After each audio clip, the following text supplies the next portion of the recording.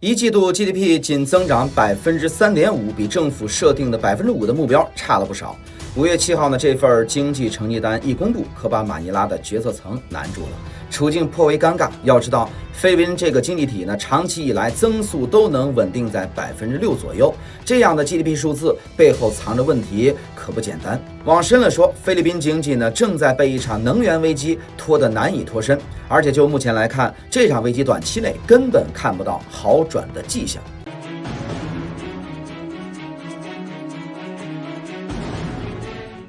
大家好，我是謝飛，歡迎來到今天的謝飛觀察。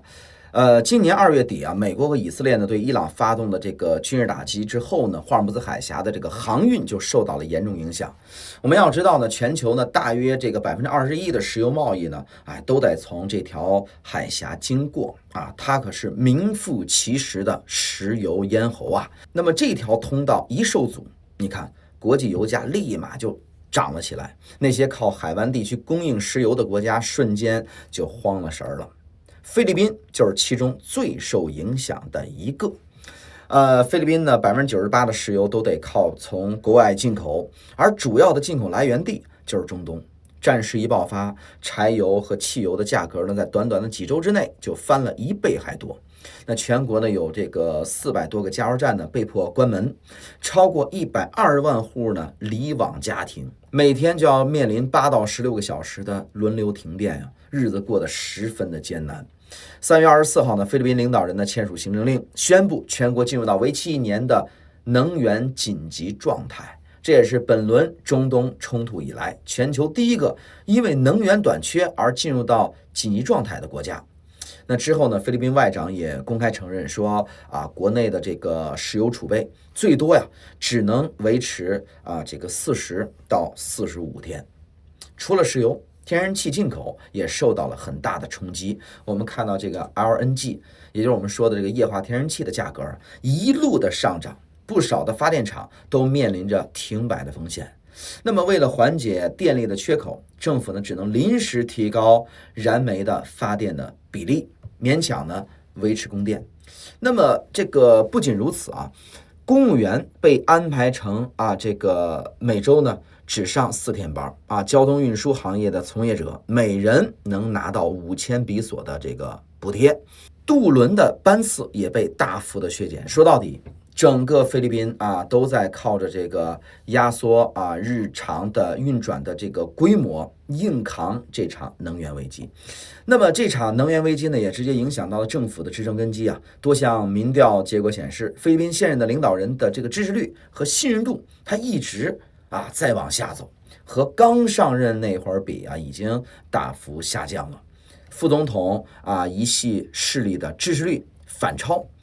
公開表態，隨時準備接任。此前的這個防洪工程腐敗醜聞的餘波還沒消退，反對派呢便看準時機，計劃以廢除相關法律、取消總統石油管制權為這個突破口來發難。所以眼下呀，馬尼拉的政壇各方勢力都在重新站隊。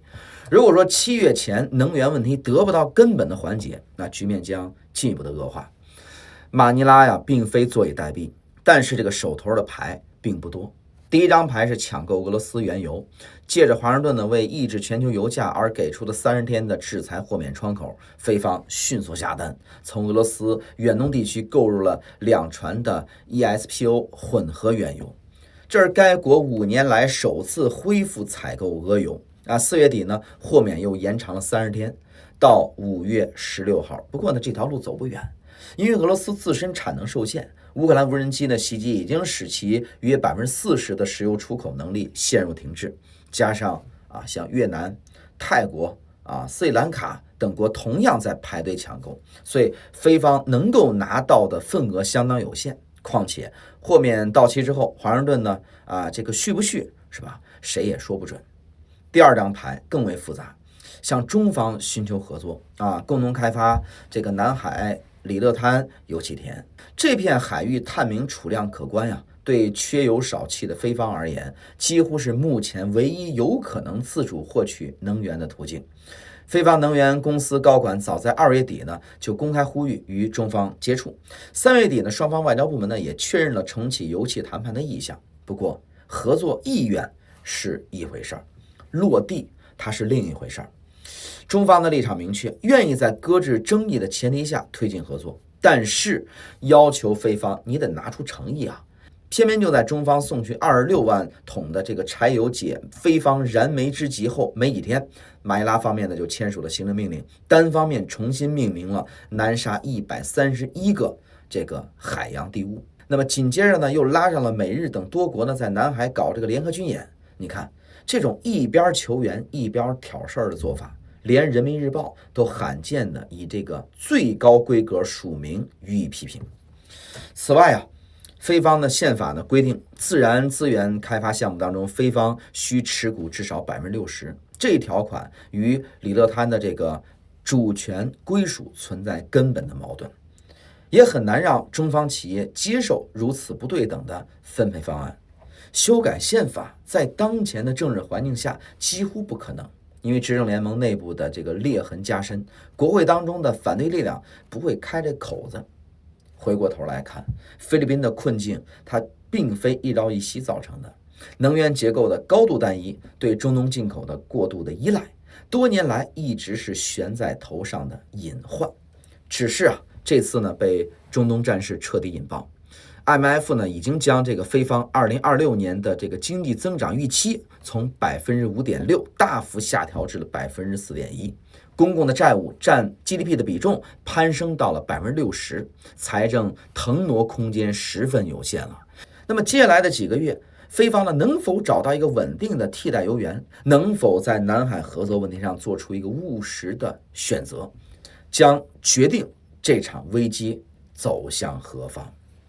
但是啊，有一點可以確定，就是想兩頭下注啊，左右逢源，最終往往哪頭它都靠不住。